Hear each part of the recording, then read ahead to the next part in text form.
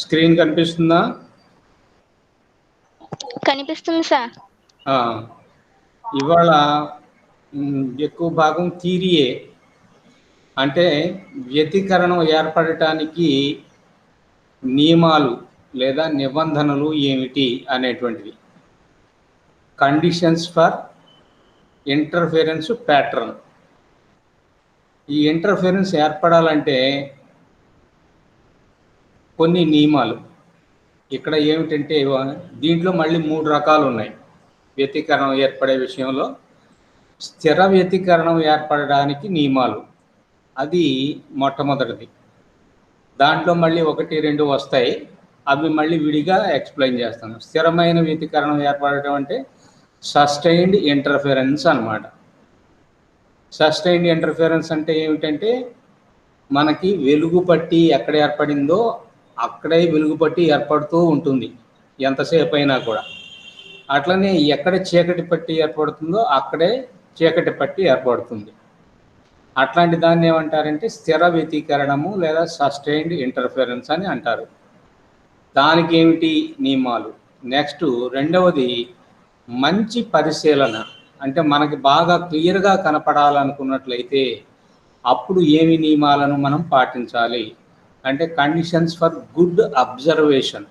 Good observation అంటే మంచి పరిశీలన. తర్వాత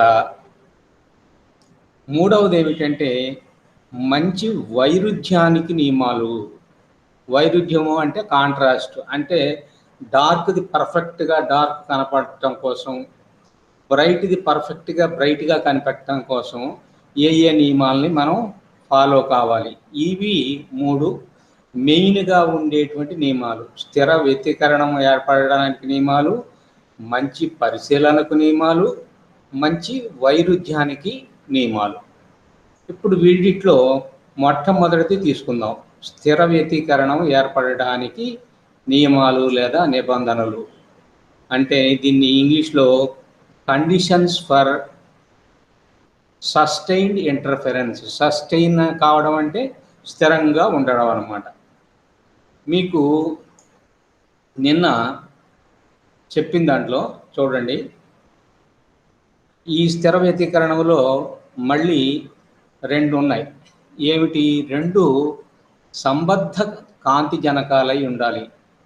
నిన్న మనం 2 కాంతి తరంగాల నుంచి వచ్చే తరంగాలు ఒకదాని మీద ఒకటి అధ్యారోపణం చెందితేనే కదా వ్యతికరణం ఏర్పడేది.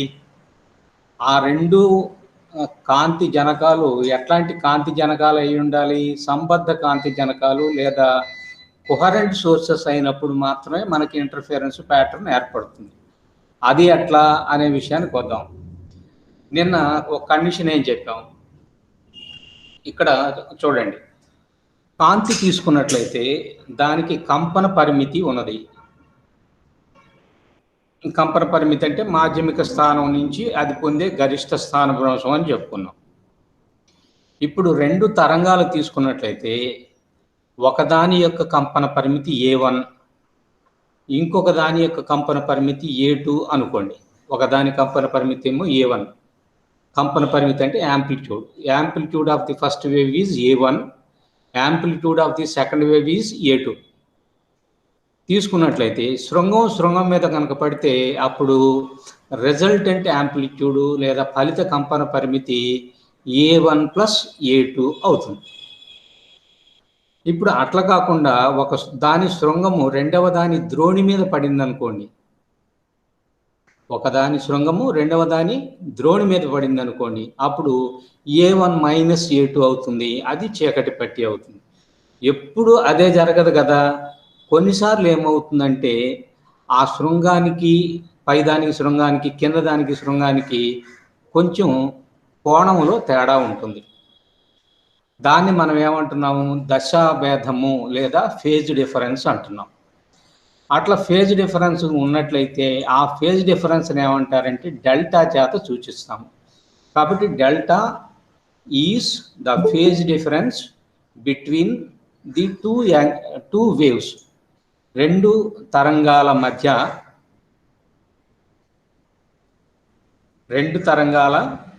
మధ్య ఉండేటువంటి దశాభేదం. తర్వాత ఇక్కడ ఇంకొక విషయం ఏం గుర్తుపెట్టుకోవాల్సి వస్తుందంటే, కాంతి తీవ్రత ఎంత ఉన్నది అక్కడ అనేటువంటిది. కాంతి తీవ్రతని మనం I అనేటువంటి అక్షరం చేత సూచిస్తాం. దీన్ని ఇంగ్లీష్లో కాంతి తీవ్రతని ఇంటెన్సిటీ ఆఫ్ లైట్ అంటారు. ఇంటెన్సిటీ ఆఫ్ లైట్ I అనుకుంటే I is equal to amplitude square, కంపన పరిమితి వర్గము. I ఈజ్ ఈక్వల్ టు కంపన పరిమితి వర్గము లేదా A స్క్వేర్. ఇప్పుడు రెండు తరంగాలు ఉన్నప్పుడు ఏమవుతుంది? శృంగం మీద పడ్డప్పుడు A1 ప్లస్ A2 అన్నాము, శృంగం ద్రోణి మీద పడినప్పుడు A1 మైనస్ A2 అంటున్నాం. కాబట్టి A ఈజ్ ఈక్వల్ టు ఎంత అవుతుంది? A1 ప్లస్ A2 అయినా కావచ్చు, A1 మైనస్ A2 అయినా కావచ్చు, లేదా ఈ రెండింటికి మధ్యస్థంగా అయినా ఉండవచ్చు. అందుకోసం నేనేం చేస్తానంటే చూడండి, A1 plus A2 whole square అనేటువంటిది కనుక తీసుకున్నట్లయితే అప్పుడు కాంతి తీవ్రత వస్తుంది. ఏమా అర్థమవుతుందా జాహ్నవి? అర్థమవుతుంది సార్. ఇప్పుడు కంపన పరిమితి కనుక తీసుకున్నట్లయితే A1 ప్లస్ A2 అయ్యింది అనుకోండి, అప్పుడు కాంతి తీవ్రత A1 plus A2 whole square.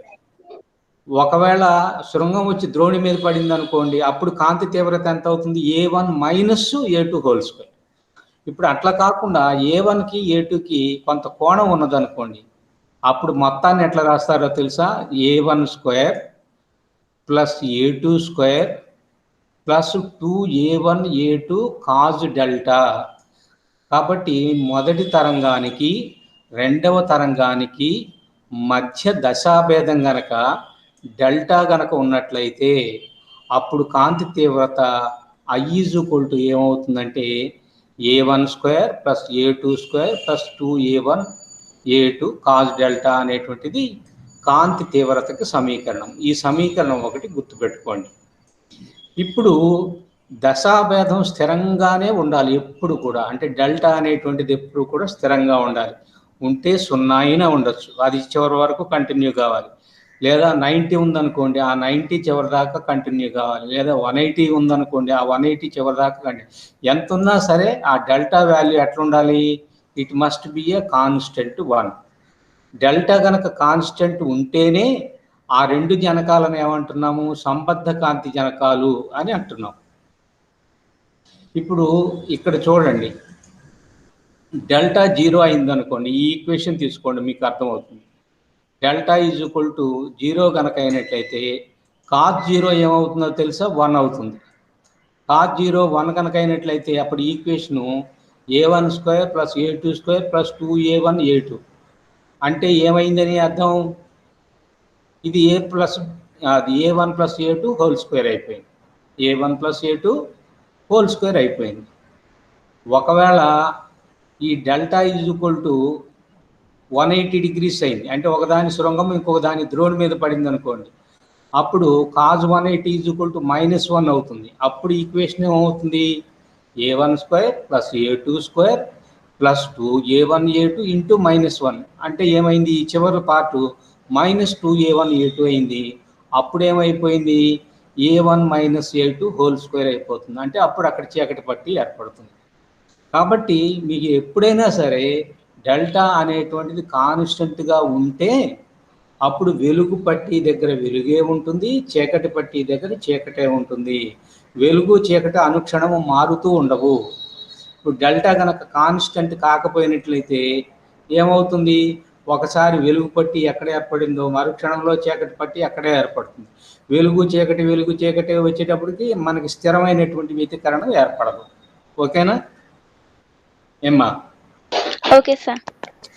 కాబట్టి ఇక్కడ డెల్టా అనేటువంటిది కాన్స్టెంట్గా ఉండాలి.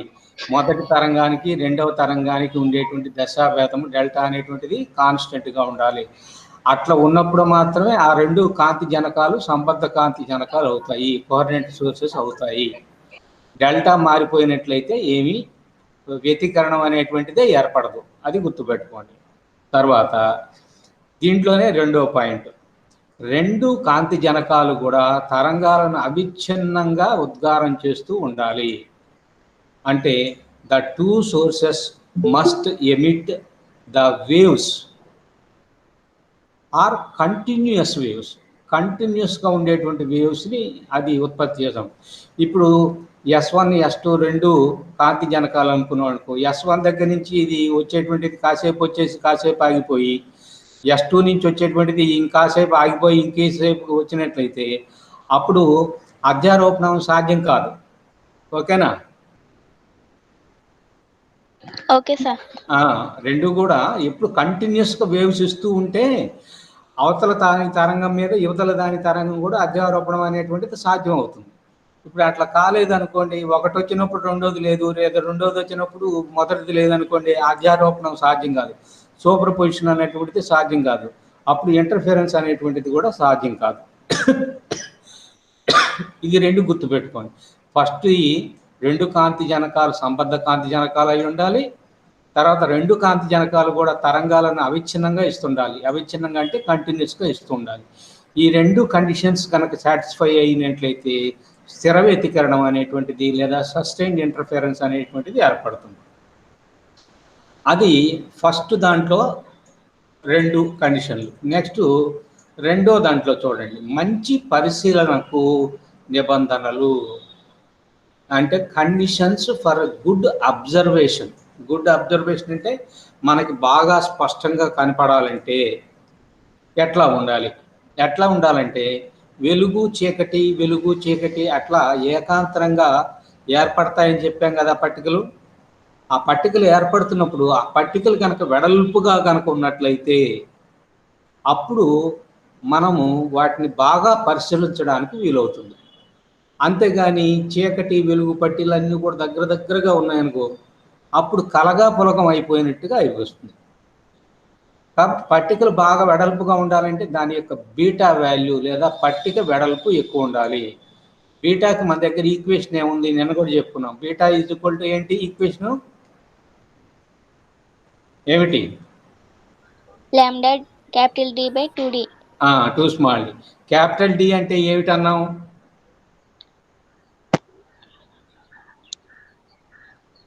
స్క్రీన్ కను తర్వాత కాంతి జనకాలు ఉండేటువంటి తలానికి ఉండేటువంటి దూరము క్యాపిటల్ డి. తర్వాత S1 S2ల మధ్య ఉండేటువంటి దూరం ఏమో 2D. ఇప్పుడు బీటా పెరగాలనుకున్నట్లయితే ఏం పెరగాలో చెప్పండి ఒకసారి. బీటా వాల్యూ పెరగాలంటే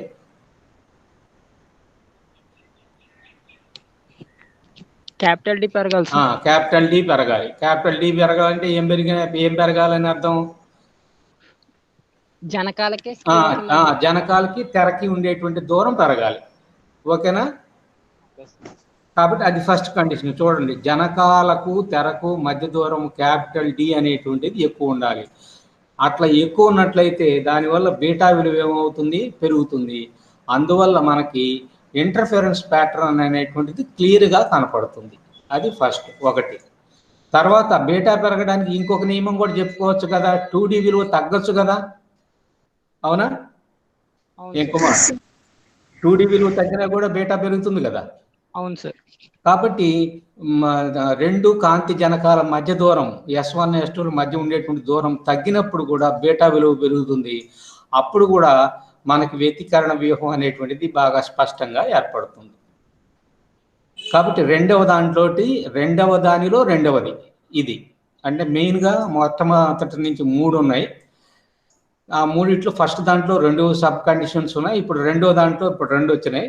రెండో దాంట్లో మూడోది కూడా ఒకటి ఉంది. మూడవది ఏమిటంటే చూడండి, మనం మామూలుగా మ్యాట్నీ సినిమా కనుక వెళ్ళినట్లయితే తలుపులన్నీ మూసేస్తారు కదా, గుర్తొస్తుందా? వస్తుంది సార్. మ్యాట్నీ సినిమాకి వెళితే తలుపులన్నీ మూసేస్తారు. ఎందుకు మూసేస్తారు? చీకటిగా ఉంటే స్క్రీన్ మీద పడే బాగా కనిపిస్తుంది. ఇప్పుడు అట్లా కాకుండా తలుపులు పూర్తిగా తెరిచేసాం అనుకో, తలుపులు తెరిస్తే తెర మీద బయట నుంచి వచ్చేటువంటి కాంతి కూడా పడి ఆ బొమ్మకు సరిగా మనకు క్లియర్గా కనపడదు, అంతే కదా.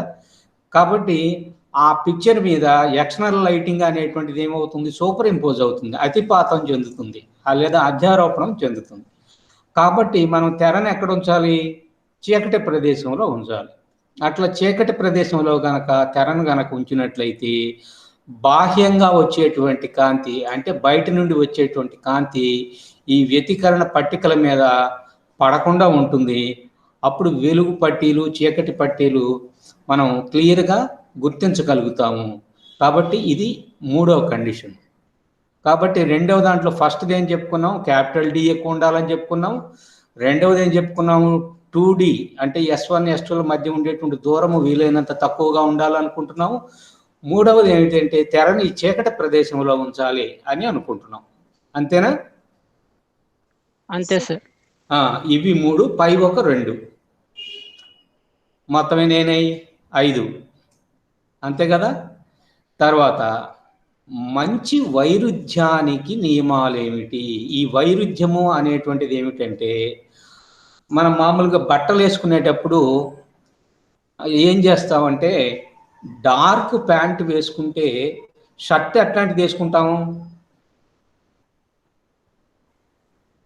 చెప్పండి? డార్క్ కలర్లో ప్యాంట్ వేసుకుంటే షర్ట్ ఏ కలర్లో వేసుకుంటాం? Light colour. లైట్ కలర్ వేసుకుంటాం. ఎందుకు అట్లా వేసుకుంటాము?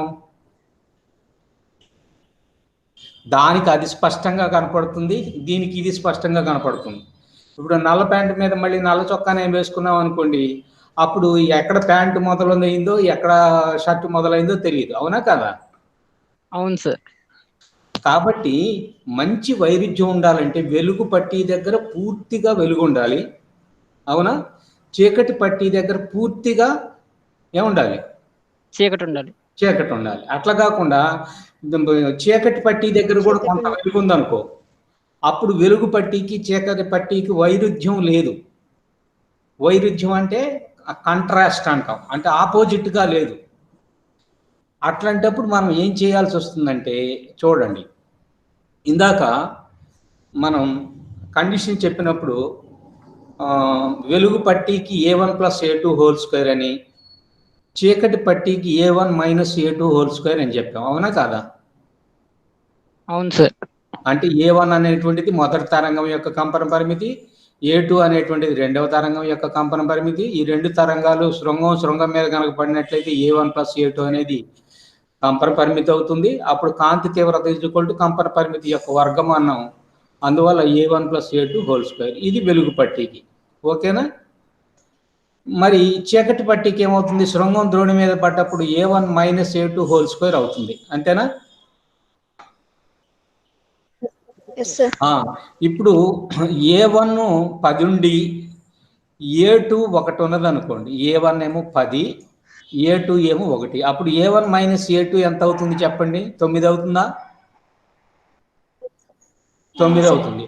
అప్పుడు దానికి స్క్వేర్ చేస్తే 9 9లు 81 అవుతుంది.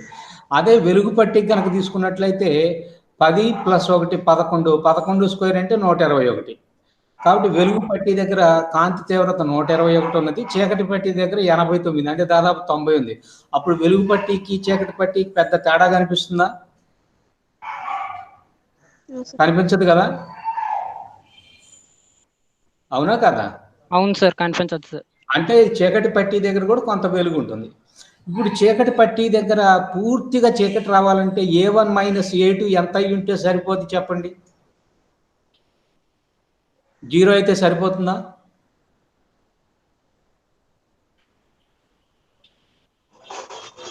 అవునా కదా?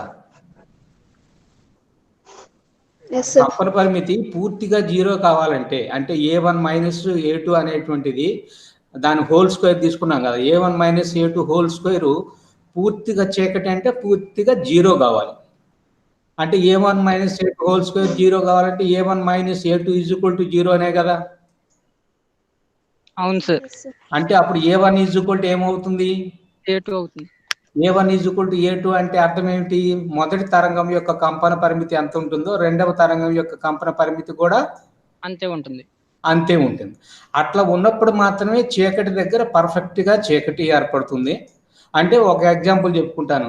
ఇందాక నేను 10 1 అన్నాను కదా, అట్లా కాకుండా 5 + 5 అనుకుంటాను. A1 + A2 అవుతుంది 5 + 5 10, 10 హోల్ స్క్వేర్ 100 అవుతుంది. చీకటి తీసుకోండి, 5 - 5 ఎంత? 0. 0 హోల్ స్క్వేర్ 0 అయిపోతుంది. కాబట్టి చీకటి దగ్గరేమో కాంతి తీవ్రత 0 అయిపోయింది, అంటే పూర్తిగా చీకటి. కాంతి తీవ్రత 0 అయిందంటే అసలు అక్కడ ఏమీ లేదు, చీకటి. అవునా? చీకటి అంటే డార్క్ బ్యాండ్ అనమాట. అదే 5 + 5 హోల్ స్క్వేర్ అంటే 100 అయిపోయింది. ఇక్కడ పూర్తిగా కాంతివంతంగా ఉంది. కాబట్టి చీకటి పట్టి దగ్గర పర్ఫెక్ట్గా చీకటి రావాలనుకున్నట్లయితే ఆటోమేటిక్గా ఎట్లా ఉంటే మనకు బాగుంటుందంటే మొదటి తరంగం యొక్క కంపన పరిమితి, రెండవ తరంగం యొక్క కంపన పరిమితి, ఇవి రెండు ఎట్లా ఉండాలి? సమానంగా ఉండాలి. కాబట్టి కండిషన్ ఏమిటంటే వ్యతికరణం చెందేటువంటి రెండు తరంగాల యొక్క కంపన పరిమితులు ఎలా ఉండాలి? సమానంగా ఉండాలి. So the amplitudes of the two waves which are going to superimpose should be equal. అంటే A1 = A2 అయితే వెలుగు దగ్గర పర్ఫెక్ట్గా వెలుగు ఉంటుంది, చీకటి దగ్గర పూర్తిగా చీకటి ఉంటుంది. తర్వాత ఇంకొకటి రెండో కండిషన్ ఏమిటంటే మనం S1 S2 అనేటువంటి రెండు చీలికలు తీసుకున్నాం కదా, అవునా కదా? ఇప్పుడు ఎస్ దగ్గర నుంచి కాంతి వస్తుంటే దాని దగ్గర మళ్ళీ ఒక అట్టముక్క తీసుకొని దానికి S1 అనేటువంటి ఒక చిన్న చీలిక, S2 అనేటువంటి ఒక చీలిక పెట్టి దాంట్లో గుండా కాంతి వస్తే S1 నుంచి వచ్చేటువంటిది ఒక కోహరెంట్ సోర్సు, S2 నుంచి వచ్చేటువంటిది ఇంకొక కోహరెంట్ సోర్స్ అనుకున్నాం. గుర్తున్నదా?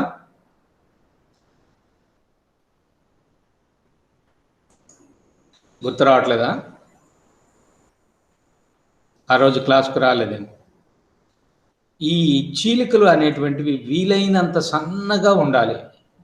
వెడల్పుగా కనుక చీలికలు ఉన్నట్లయితే అంటే S1 కానీ లేదా S2 కానీ కాంతి వచ్చి అధ్యారోపణం S1 దగ్గర నుంచి ఒక తరంగము, S2 దగ్గర నుంచి ఒక తరంగం వచ్చి అధ్యారోపణం చెందుతుంది సన్నగా ఉంటాయి. అట్లా కాకుండా S1 S2లు రెండింటి దగ్గర నుంచి రెండు చీలికలు బాగా వెడల్పుగా ఉన్నాయనుకో, అప్పుడు S1 నుంచి వచ్చేటువంటి తరంగాల సంఖ్య చాలా ఎక్కువ ఉంటుంది, S2 దగ్గర నుంచి వచ్చేటువంటి తరంగాల సంఖ్య కూడా చాలా ఎక్కువ ఉంటుంది. అప్పుడు ఒక చీలిక అనేక చీలికలుగా ప్రవర్తిస్తుంది. అట్లా అన్ని చీలికలు వస్తే ఏమైపోతుందో తెలుసా? వీటి వల్ల వచ్చేటువంటి వ్యతికరణ వ్యూహాలు అన్నీ కూడా కలిసిపోయి కలగపులగం అయిపోతాయి.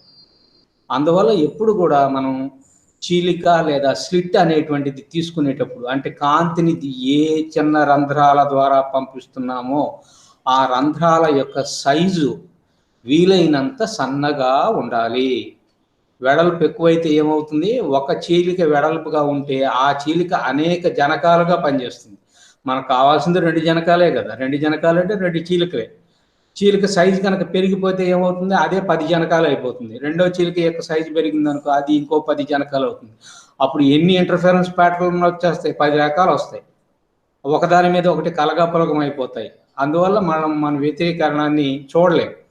తెరంతా కూడా పట్టికలు లేకుండా యూనిఫామ్ ఇంటెన్సిటీ తోటి ఉంటాయి అన్నమాట. తర్వాత ఇక మూడవది ఏమిటంటే మనం వాడేటువంటి కాంతి జనకం ఎట్లాంటిది అయి ఉండాలి. ఇప్పుడు ఒక చిన్న ఈక్వేషన్ చూపిస్తాను. ఈ ఈక్వేషన్ గుర్తుంది కదా, బీటా = λd/2d. ఓకేనా? గుర్తొస్తుంది. ఇప్పుడు ఈ లాంబ్డా ఏమిటి చెప్పండి? కాంతి యొక్క తరంగదైర్ఘ్యం. కాంతి యొక్క తరంగదైర్ఘ్యం. ఇప్పుడు నేను ఏకవర్ణ కాంతి కాకుండా సంయుక్త కాంతిని ఉపయోగిస్తే, సంయుక్త కాంతి అంటే కాంపోజిట్ లైట్. కాంపోజిట్ లైట్ కనుక ఉపయోగించినట్లయితే దాంట్లో ఎన్ని రంగులు ఉంటాయి? 7 కలర్స్ ఉన్నప్పుడు 7 బీటాలు వస్తాయా లేదా? అప్పుడు ఆ బీటాలని ఒకదానితో ఒకటి కలిసిపోయేటప్పుడు మళ్ళీ స్పష్టంగా ఉంటుందా? కాబట్టి మనం ఏమి వాడకూడదు? సంయుక్త కాంతిని మరి ఏ కాంతి వాడితే సరిపోతుంది?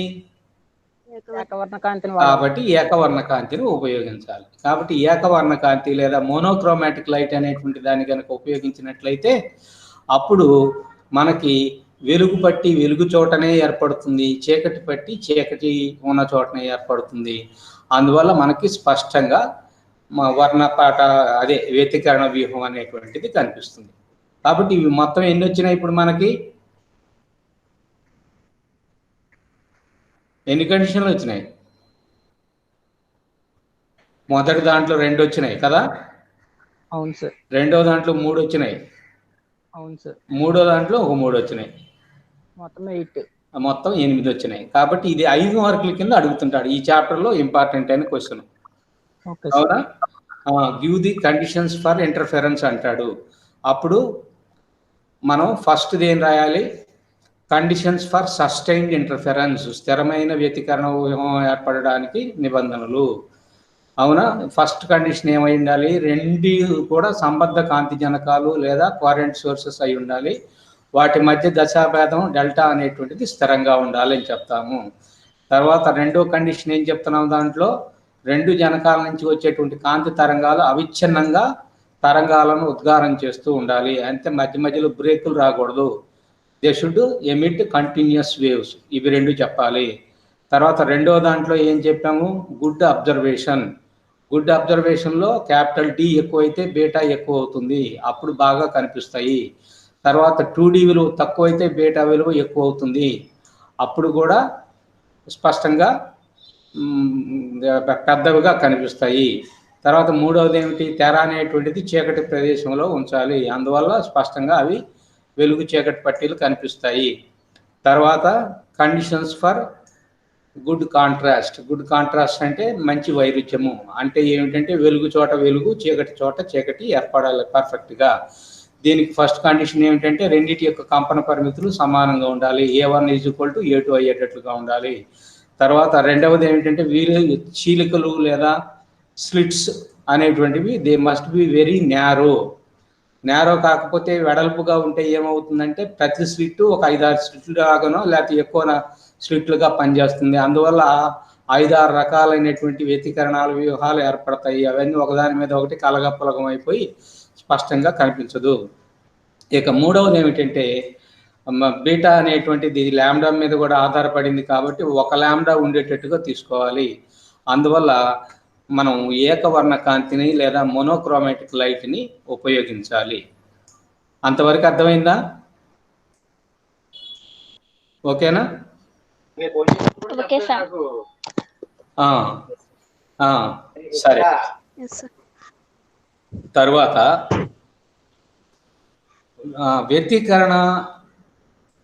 వ్యతికరణం ఏర్పడడానికి ఎన్ని పద్ధతులలో మనకు వ్యతికరణం ఏర్పడుతుంది అంటే మోడ్స్ ఆఫ్ ఇంటర్ఫెరెన్స్ అన్నమాట. ఇంటర్ఫెరెన్స్ ఎట్లా ఏర్పడతాయి అంటే ఇది ఆల్రెడీ మీకు చెప్పాను, తరంగాగ్ర విభజన అని కంపన పరిమితి విభజన అని చెప్పానా లేదా? చెప్పారు సార్. అంటే ఒక కాంతి జనకం నుండి వచ్చేటువంటి కాంతి తరంగాగ్రం మీద ఒక ముక్క దగ్గర నుంచి మళ్ళీ అది ఎట్లా ప్రవర్తిస్తుంది, ప్రతిబిందువు తరంగాగ్రం మీద ప్రతిబిందువు కూడా మళ్ళీ ఎట్లా ప్రవర్తిస్తుంది, సెకండరీ సోర్స్గా ప్రవర్తిస్తుందా లేదా? అవును సార్. అప్పుడు ఒక ముక్క దగ్గర నుంచి ఇంకొక సెకండరీ వేవ్ బయలుదేరి వచ్చి ఇంకొక ముక్క దగ్గర నుంచి ఇంకొక సెకండరీ వేవ్ బయలుదేరి వచ్చేసి అవి రెండు కలిసిపోయి ఇంటర్ఫెరెన్స్ కనుక ఏర్పాటు చేసినట్లయితే దాన్ని ఏమంటున్నాము, తరంగాగ్ర విభజన లేదా వేవ్ ఫ్రంట్ డివిజన్ అని అంటాము.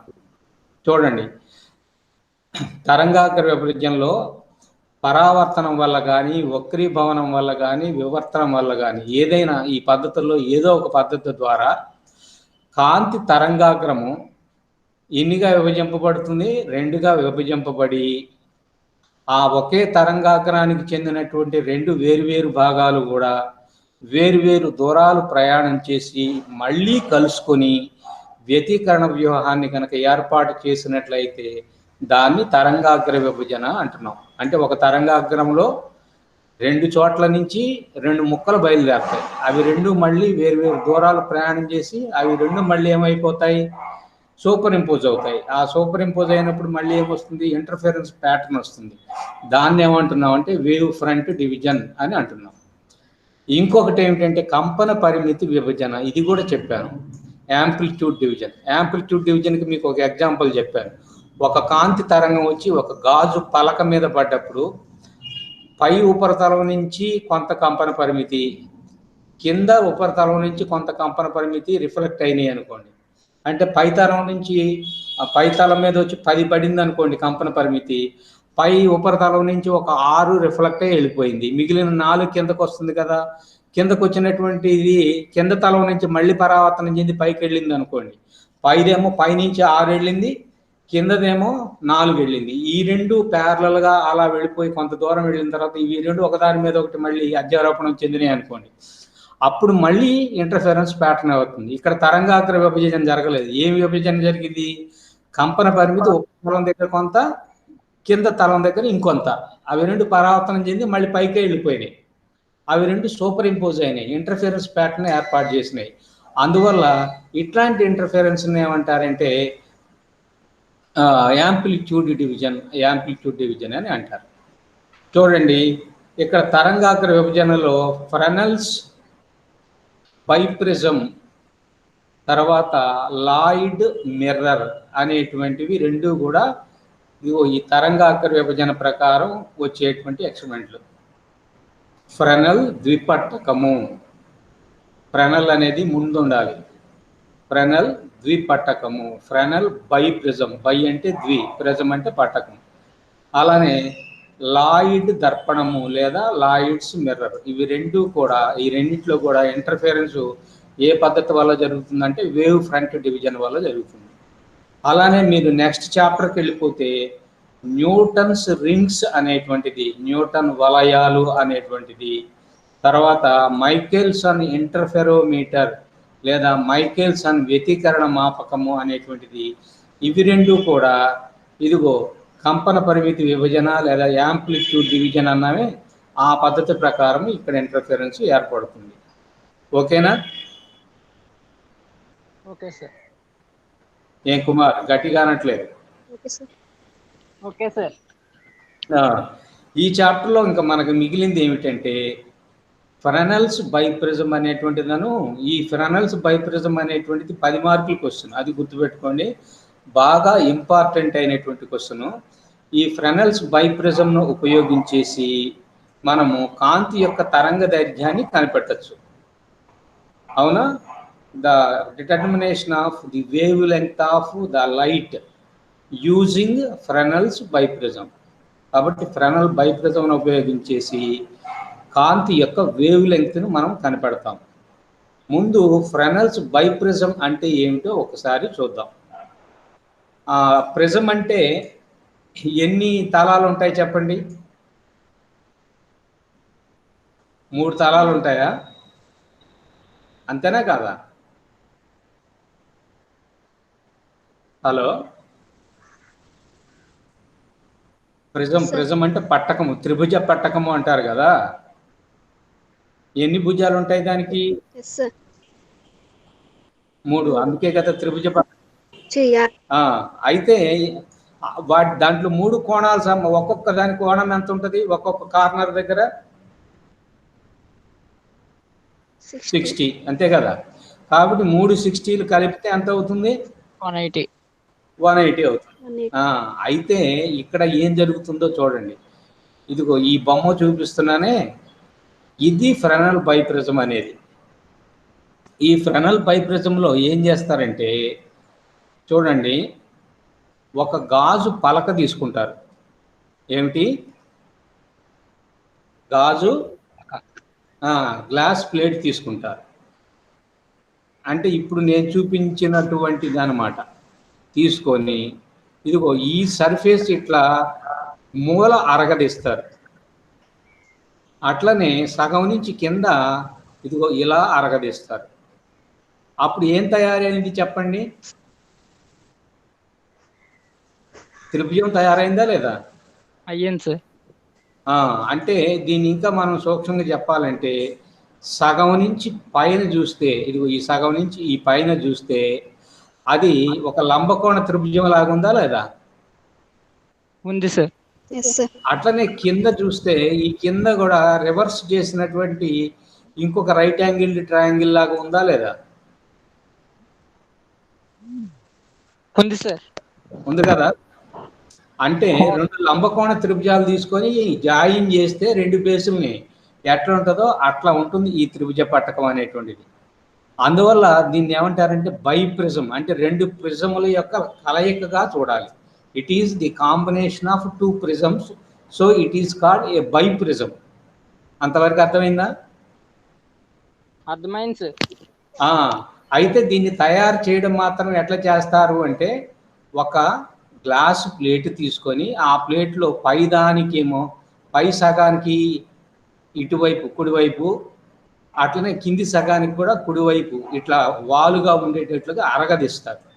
తర్వాత మనం తీసుకునేటువంటి గ్లాస్ ప్లేట్ కూడా ఎట్లా ఉండాలంటే దాని surface optically plain glass. Optically plain glass అంటే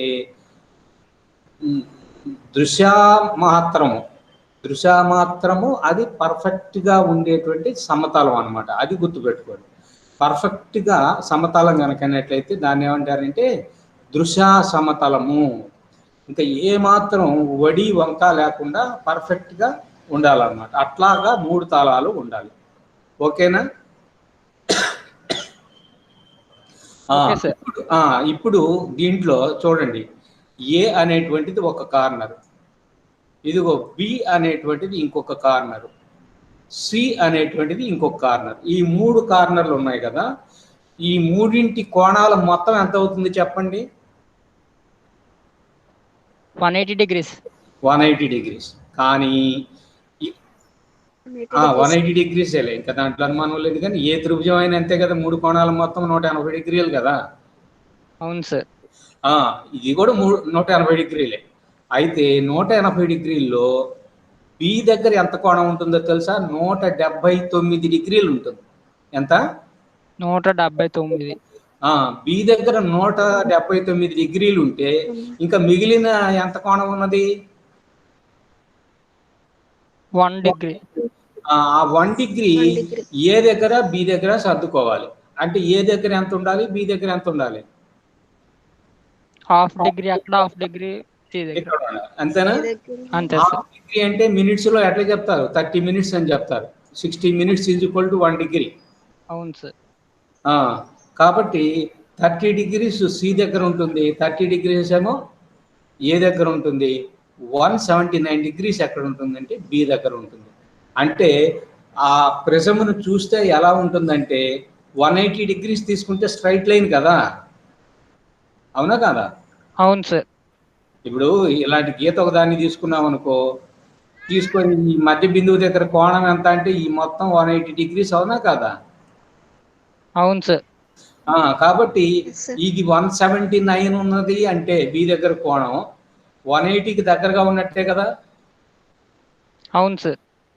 చూడడానికి అది ఎట్లా ఉంటుందంటే ఏది ఇటువైపు ప్లేన్ సర్ఫేసో ఏది కార్నర్ ఉన్నటువంటి సర్ఫేసో తెలియనంతగా ఉంటుందన్నమాట. దాన్ని పట్టుకొని చూస్తే కానీ అక్కడ ఒక చిన్న గీతలాగా తగులుతుంది బి దగ్గర. ఓకేనా? Okay sir. కాబట్టి ఒక ఫ్రెనెల్స్ అది ఫ్రెనెల్ అనేటువంటి శాస్త్రవేత్త మొట్టమొదటి తయారు చేశాడు కాబట్టి ఫ్రెనెల్స్ బైప్రిజం అని అన్నారు. కాబట్టి ఫ్రెనెల్స్ బైప్రిజంలో 2 right angled ప్రిజమ్స్ జాయిన్ చేసినట్టుగా ఉంటుంది. కానీ దాన్ని తయారు చేయడం ఏం చేస్తారంటే ఆప్టికల్లీ ప్లేన్ గ్లాస్ ప్లేట్ తీసుకొని దానికి సగం పైన ఒక దిశలో గ్రైండింగ్ చేసి కింద ఒక మూలని గ్రైండింగ్ చేసి ఒక త్రిభుజం లాగా తయారు చేస్తారు. దీంట్లో బి దగ్గర ఉండేటువంటి కోణం 179 degrees ఉంటుంది. ఏ దగ్గర సి దగ్గర ఉండేటువంటి యాంగిల్స్ 30 degrees ఉండేటట్లుగా ఏర్పాటు చేస్తారు. అంతవరకు అర్థమైనట్లేనా? అర్థమైనట్టే సార్. ఓకేనా? Okay sir.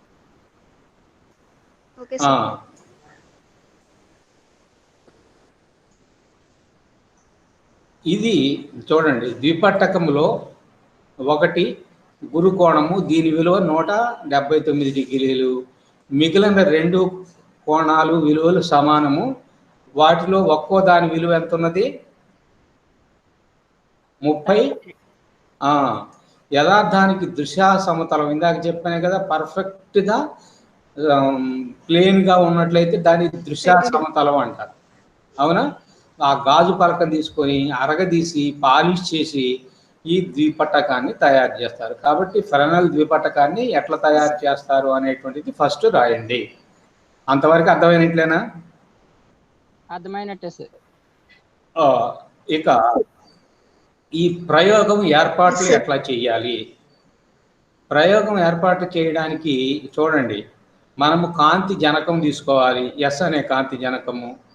దానికి కొంత దూరంలో ఏం పెట్టాలి? ఫ్రెనెల్ ద్విపట్టకం పెట్టాలి. దానికి కొంత దూరంలో ఏం పెట్టాలి? స్క్రీన్ పెట్టాలి.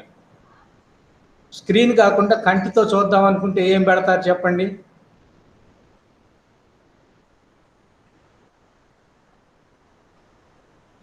అక్షికటకాన్ని పెడతారు. అక్షికటకం అంటే ఐపీస్. కాబట్టి నువ్వు స్క్రీన్ అయినా పెట్టచ్చు, లేదా ఏం పెట్టచ్చు, ఐపీస్ అయినా సరే పెట్టచ్చు. అంటే మనకు మైక్రోస్కోప్లో మనకు కంటి వైపు ఉండే లెన్స్ ఉంటుంది కదా, అవును సార్. దాన్ని ఐపీస్ అంటారు. అంటే కంటి వైపు ఉండేటువంటి లెన్స్ అని అనమాట. అవునా? ఐపీస్ అవును అంటే. సార్.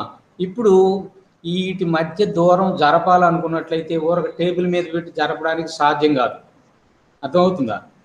అందుకని ఏం చేస్తారంటే ఈ ఎస్ అనేటువంటి స్లిట్ ఉండేటువంటిదే కదా, మనం జనరల్గా సోర్స్ కాదు కదా తీసుకునేది. సోర్స్ యువతలు ఎక్కడో పెడతాం, ఇక్కడ ఒక స్లిట్ ఏర్పాటు చేస్తాం అన్నమాట. ఆ స్లిట్ ఒక స్టాండ్ మీద ఉంటుంది. తర్వాత ఈ బైప్రిజం ఇంకొక స్టాండ్ మీద ఉంటుంది. తర్వాత ఐపీస్ అనేటువంటిది ఇంకొక స్టాండ్ మీద ఉంటుంది. మొత్తం ఎన్ని స్టాండ్లు ఉన్నాయి? 3 స్టాండ్స్. ఈ 3 స్టాండ్స్ అటు ఇటు జరపాలనుకున్నట్లయితే కింద ఒక బెంచ్ లాంటిది ఉంటుంది. దాన్ని ఆప్టిక్ బెంచ్ అని అంటారు. ఏమిటి? Optic bench. కాబట్టి ఆప్టిక్ బెంచ్ మీద 3 వర్టికల్ స్టాండ్స్ అంటే నిలువు స్టాండ్లు ఉంటాయి. ఒకదాని మీద చీలికను ఏర్పాటు చేస్తాము. అర్థమవుతుందా? ఇంకొక దాని మీద ఏం ఏర్పాటు చేస్తాం? బైప్రిజంని పెడతాము. ఇంకొక దాని మీద ఏం పెడతాం? ఐపీస్ని పెడతాం. ప్రస్తుతానికి ఇవి 3. మళ్ళీ ఎక్స్పెరిమెంట్లో సగం తర్వాత ఇంకొక విషయానికి వెళ్ళిపోతాం. అప్పుడు మళ్ళీ ఏం చెప్తామంటే 4గో స్టాండ్ కూడా తీసుకొచ్చి పెడతాం. ఎక్కడ పెడతామంటే ఇదిగో ఈ బైప్రిజంకి ఈ ఐపీస్కి మధ్యలో, అంటే ఎక్కడ తీసుకొచ్చి పెడతాం? ఇక్కడ పెడతాం. అప్పుడు 4గో స్టాండ్ కూడా అవసరం అవుతుంది. ప్రస్తుతానికి మనం బైప్రిజం మీద ఎన్ని స్టాండ్లు పెట్టాము? 3 స్టాండ్లు. చీలికను పెట్టడానికి ఒకటి, బైప్రిజం పెట్టడానికి ఒకటి, ఐపీస్ పెట్టడానికి ఒకటి. తర్వాత ఈ వర్టికల్ స్టాండ్స్ 3 ఉన్నాయి కదా, ఆ 3 కూడా ఎత్తులు మార్చుకోవచ్చు. అంటే ఇప్పుడు ఈ మూడింటిని ఒకే ఎత్తులో ఉండేటట్టుగా ఏర్పాటు చేసుకోవాలి కదా మనం. ఏ 3? ఎస్ అనేటువంటిది, బైప్రిజం అనేటువంటిది, ఐపీస్ అనేటువంటిది ఒకే ఎత్తులో ఉండాలి కదా. ఒకవేళ తేడా ఉన్నట్లయితే మార్చుకోవడానికి అనుకూలంగా పెట్టుకోవాలి. కాబట్టి ఎత్తులు మార్చుకోవడానికి వీలుగా ఉంటుంది. తర్వాత ఇవి 3 కూడా ముందుకి వెనక్కి జరుపుకోవడానికి వీలుగా ఉంటుంది. అంటే ఇదిగో ఇటు ఇలాగా ఈ దిశలో మార్చుకోవడానికి వీలుగా ఉంటుంది. తర్వాత ఆప్టిక్ బెంచ్కి లంబంగా, క్షితిజ సమాంతరంగా, అంటే ఇటు మార్చుకోవడానికి కూడా అనుకూలంగా ఉంటాయి. కాబట్టి వర్టికల్ స్టాండ్స్ని ఎన్ని డైరెక్షన్స్లో మనం మూవ్ చేయడానికి వీలుగా ఉన్నాయి? 4 డైరెక్షన్స్. 4 కాదు, 3. 4. ఒకటేమో ఎత్తు, ఒకటేమో పొడవు, ఇంకొకటి వెడల్పు. అంటే ఉదాహరణకి ఇప్పుడు నా వేలు కనిపిస్తుందా మీకు? నా చెయ్యి కనిపిస్తుందా ఇప్పుడు మీకు కెమెరాలో? ఇప్పుడు ఎత్తు అంటే ఈ డైరెక్షన్ పైకి, ఓకేనా? ఒక డైరెక్షన్. తర్వాత నా చేతికి సమాంతరంగా ఇటు కూడా జరపచ్చు. అంటే ఎట్లా? ఎస్కి బైప్రిజంకి మధ్య దూరం మార్చుకోవచ్చు, అట్లనే ఐపీస్కి బైప్రిజంకి మధ్య దూరం కూడా మార్చుకోవచ్చు. అంటే ఎటువైపుకి జరపచ్చు? ఇదిగో నా చేతికి అనుకూలంగా జరపచ్చు. ఓకేనా? Okay sir. ఇంకొకటి ఇటు అంటే నా చేతికి అడ్డంగా. అంటే అవి ఒకే లైన్లో లేవనుకో, ఒకే లైన్లో లేనప్పుడు ఒకే లైన్లోకి తీసుకురావడానికి ఏం చేయొచ్చు? లంబంగా కూడా. అంటే ఎత్తు అనేటువంటిది జెడ్ డైరెక్షన్ అనుకుంటే, పొడవు అనేటువంటిది ఎక్స్ డైరెక్షన్ అనుకుంటే, ఇంకొక డైరెక్షన్ ఏ డైరెక్షన్ అవుతుంది? వై డైరెక్షన్ అవుతుంది. అట్లా ఎక్స్, వై, జెడ్ డైరెక్షన్లో వాటిని మూవ్ చేయడానికి వీలుగా అవి ఉంటాయి. అంతవరకు అర్థమైందా? అర్థమైంది సార్. ఇప్పుడు నేనేం చేస్తానంటే సర్దుబాట్ల గురించి మళ్ళీ నేను రేపు చెప్తాను. ఎక్స్పెరిమెంట్ చేసేటప్పుడు ఎట్లా చెయ్యాలి అనే విషయాన్ని కనుక వచ్చినట్లయితే, ఇదిగో చూడండి, ఈ ఎస్ అనేటువంటి దానికి చీలికకి లెఫ్ట్ సైడ్ కొద్ది దూరంలో మనం ఏకవర్ణ కాంతిని పెడుతున్నాం. ఎందువల్ల ఏకవర్ణ కాంతిని పెడుతున్నాము? ఏకవర్ణ కాంతి యొక్క తరంగ దైర్ఘ్యము మనం కనిపెట్టాలి కాబట్టి ఏకవర్ణ కాంతి జనకాన్ని ఇక్కడ పెడతాము. సోర్స్ ఆఫ్ లైట్ని ఇక్కడ. తర్వాత ఇక్కడి నుంచి కాంతి కిరణాలు వచ్చేసి ఇదిగో ఎస్ మీద పడ్డాయి. ఎస్ దగ్గర నుంచి కాంతి కిరణాలు ఎట్లా వస్తాయి చెప్పండి? వికేంద్రీకరింపబడతాయా లేదా? అవునా కదా? వికేంద్రీకరణ అంటే దూరంగా వెళ్ళిపోతూ వెళ్తాయి ముందుకి. అవునా కదా? ఒక టార్చ్ లైట్ వేసామనుకో, కరెక్ట్గా టార్చ్ లైట్ వైశాల్యం ఎంత ఉందో మనకి దూరంగా వస్తువు కూడా అంతే వస్తువు కనపడుతుందా? ఇంకా పెద్ద వస్తువు కనపడుతుందా?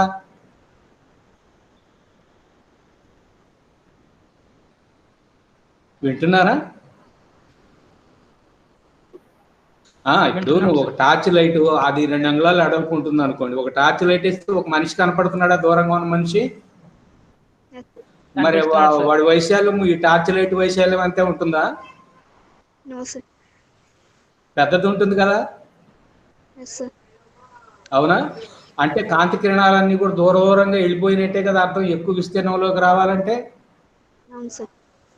అందువల్ల ఎస్ దగ్గర నుంచి బయలుదేరేటువంటి కాంతి కిరణాలు ఎట్లా వెళ్తాయి అంటే, ఇదిగో ఈ దిశలో వెళ్తాయి, ఈ దిశలో వెళ్తాయి, ఈ దిశలో వెళ్తాయి, ఈ దిశలో వెళ్తాయి, ఇట్లా వికేంద్రీకరణ చెందుతూ అంటే కేంద్రము నుంచి దూరంగా జరుగుతూ వెళ్ళిపోతాయి. ఇవి విప్పారినట్టుగా వెళ్ళిపోతాయి.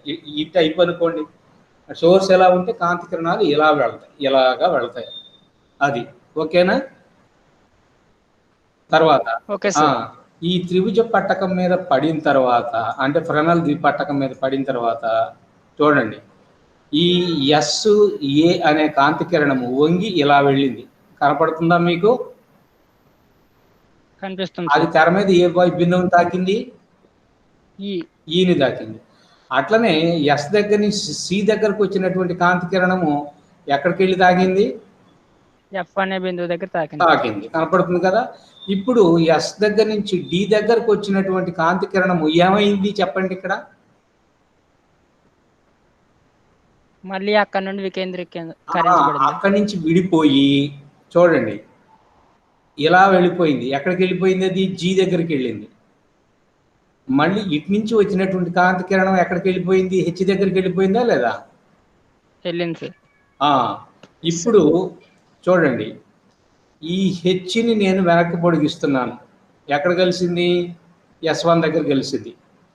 అలానే ఇదిగో ఈ ఏని వెనక్కి పొడిగిస్తున్నాను. ఎక్కడ కలిసింది? S1 దగ్గర కలిసిందా లేదా?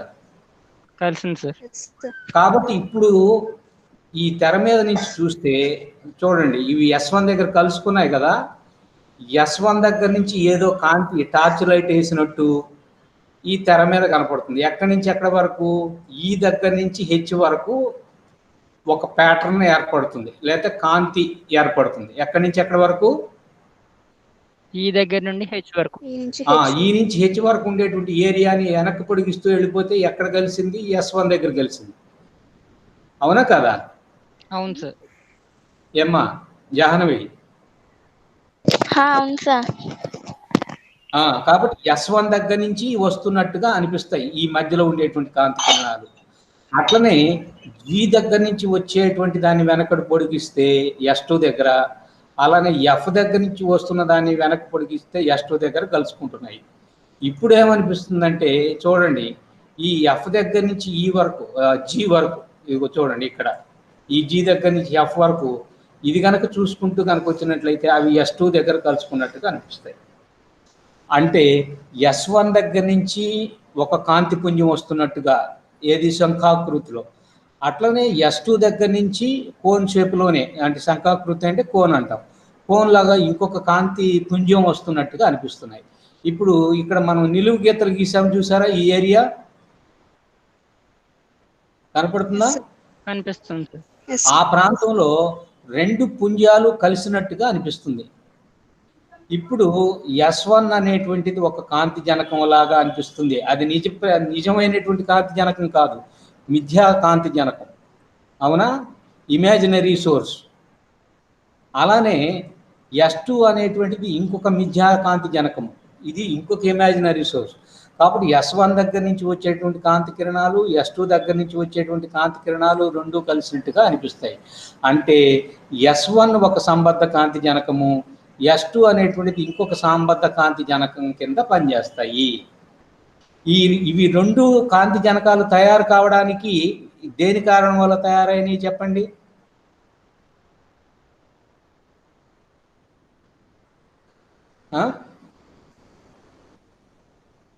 దేనివల్ల S2 S1లు తయారైనాయి?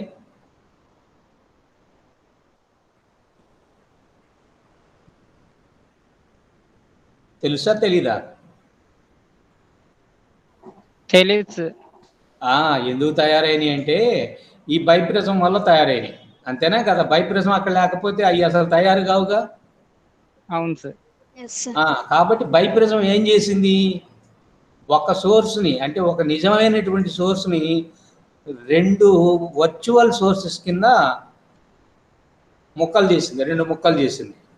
అప్పుడు మనకేమనిపిస్తుందంటే బైప్రిజం తర్వాత నుంచి చూసేవాడికి S1 దగ్గర నుంచి ఒక కాంతి పుంజం వస్తుందని, S2 దగ్గర నుంచి ఇంకొక కాంతి పుంజం వస్తుందని, ఈ 2 కాంతి పుంజాలు ఈ గీతలు గీసినటువంటి ప్రాంతంలో ఒకదాని మీద ఒకటి అధ్యారోపణం చెందినవి అనిపిస్తుంది.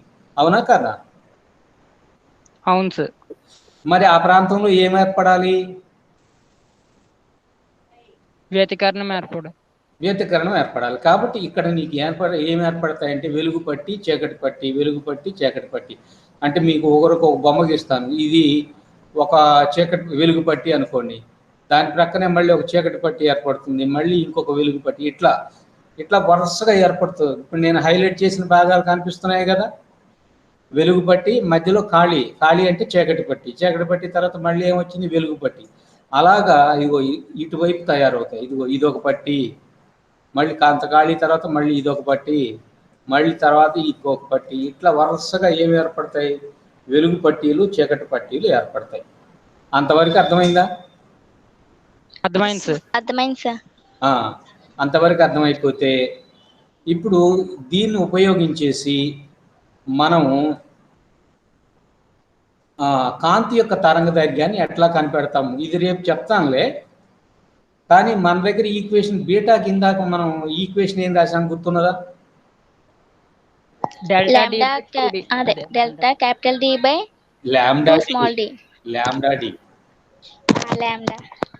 Lambda into capital D by 2 small D. అది గుర్తుంది కదా? దాంట్లో లాంబ్డాని కనుక ఇటువైపుకి తీసుకొచ్చినట్లయితే lambda is equal to beta into 2d by capital D. ఓకేనా ఎమ్మా? Okay sir. మీరు పేపర్ మీద చేసుకుంటే తెలుస్తుంది. లాంబ్డా నీటికి తీసుకొచ్చి బీటా అని అవతలకి నెట్టేసేయండి. అప్పుడు beta 2d by capital D. Beta అంటే ఏంటన్నావు? పట్టిక వెడల్పు. అదే పట్టిక వెడల్పు. ఓకే. 2d అంటే ఏమన్నావు? S1 కి S2 కి మధ్య దూరం. క్యాపిటల్ డీని ఏమన్నావు? క్యాపిటల్ డి స్క్రీన్ కి S1 S2 ఉండేటువంటి ప్లేన్ కి తలానికి కరెక్ట్. అంతే కదా? హలో, అంతే సార్. కాబట్టి ఇప్పుడు మనం లాంబ్డా కనిపెట్టాలంటే ఏమేమి కనిపెట్టాలి చెప్పండి? బీటా కనిపెట్టాలి, 2d కనిపెట్టాలి, క్యాపిటల్ డి కనిపెట్టాలి. ఓకేనా? కాబట్టి ఆ 3 విలువలు కనిపెట్టేసి ఆ విలువల్ని ఈ సమీకరణంలో కనుక ప్రతిక్షేపిస్తే అప్పుడు ఏమొస్తుంది?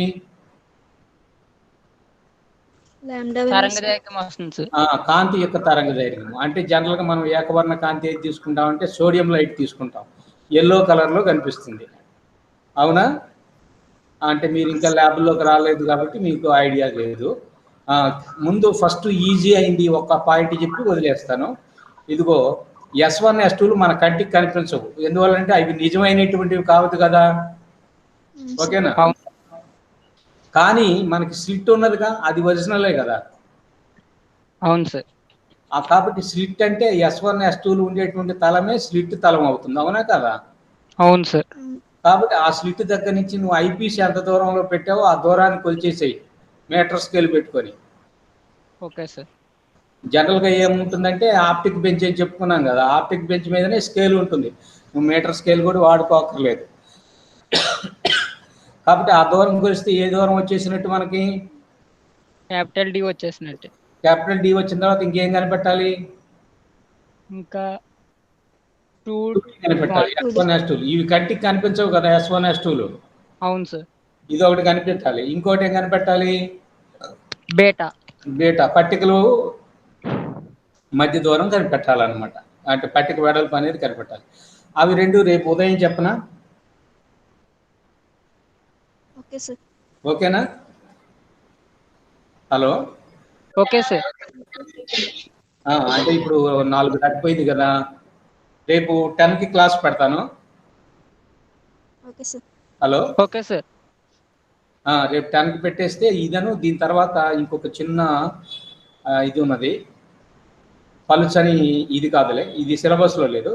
పరావర్తనం వల్ల దశలో మార్పు అనేటువంటిది ఒకటి ఉన్నది. ఆ 2 చిన్న ముక్కలు కనుక చేస్తే వీలైతే రేపటితోటే ఈ చాప్టర్ అయిపోతుంది. అంటే ఇంటర్ఫరెన్స్ పార్ట్ 1 అయిపోతుంది.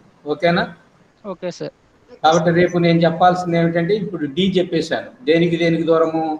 స్లిట్కి, ఐపీస్కి. రేపు బేటా కనిపెట్టడం ఎలాగా, 2D కనిపెట్టడం ఎలాగో రేపు చెప్తాను. చెప్పేసి ఆ వాల్యూస్ తీసుకొచ్చి ఇక్కడ కనుక ప్రతిక్షేపిస్తే అప్పుడు ఏమొస్తుందని చెప్తాము. లాంబ్డా లేదా కాంతి తరంగ దైర్ఘ్యము, వేవ్ లెంగ్త్ ఆఫ్ లైట్ మనం కనిపెట్టవచ్చు. ఇక్కడ మనం వాడేటువంటిది ఏకవర్ణ కాంతి, గుర్తుపెట్టుకోండి. ఓకేనా? Okay sir. ఇంక నేను ఆపేనా? Okay sir. అర్థమైనట్టేనా? అర్థమైనట్టే సార్. ఇవాళ ఎంతమంది వచ్చారు? ముగ్గురం సార్. ముగ్గురు వచ్చారు. సార్.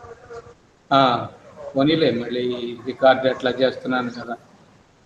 నేను రికార్డ్ చేసింది మేము చూస్తున్నారా? మళ్ళీ చూస్తున్నాం సార్. ఒకసారి అన్నా చూడండి. చూస్తే అది